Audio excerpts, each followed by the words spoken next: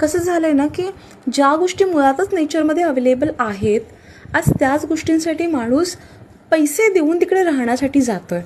मग तुम्ही बरेचसे होमस्टेज बघितले असतील, नेचर स्टेज बघितले, स्टेकेशन्स बघितले असतील, जिथे नेचर आहे आणि माणूस तिकडे जाण्यासाठी पैसे पे करतो आहे, जे की ऑलरेडी निसर्गाने आपल्याला दिले पण ते जगता नाही आलं आहे आपल्याला.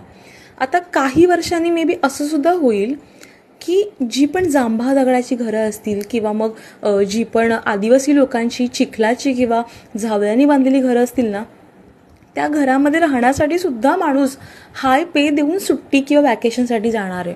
म्हणजे जे आपलं होतं ते आपल्याला कधी जपता नाही आलं आणि अशा गोष्टी निर्माण केल्या की ज्याची आपल्याला कदर नाही आहे आणि आपण पे करतो ज्या गोष्टी आपल्या होत्या. खूप कन्फ्युजिंग आहे, पण जर शांतपणे विचार केला तर तुमच्या लक्षात येईल.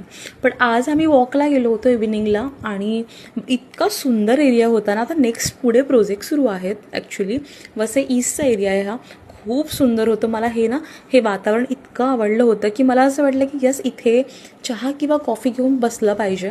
आणि ते मम्मी कुठलं पिंपळाचं झाड होतं वाटतं ते, यस ते तोडत होती. मला हा एरिया खूप जास्त आवडला आणि तिथे ऑलरेडी प्रोजेक्ट सुरू आहेत. सो यस, हे सुद्धा चित्र कधीतरी जाणार आहे.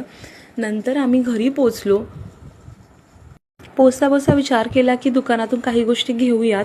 मग ती दुधाची पिशवी घेतली आणि तिथे बघा मी मला दाखवते, तिकडे ना एक बदामाचं झाड आहे आणि लहानपणी मला खूप आवडायचं की ते बदाम झाडावरचे तोडून आहे ना, तर असं मारून त्याचं बघा ते पिंक कलरचं निघतं आणि आतमधला बदाम खायला खूप आवडायचं. हे आहे ते बदामाचं झाड.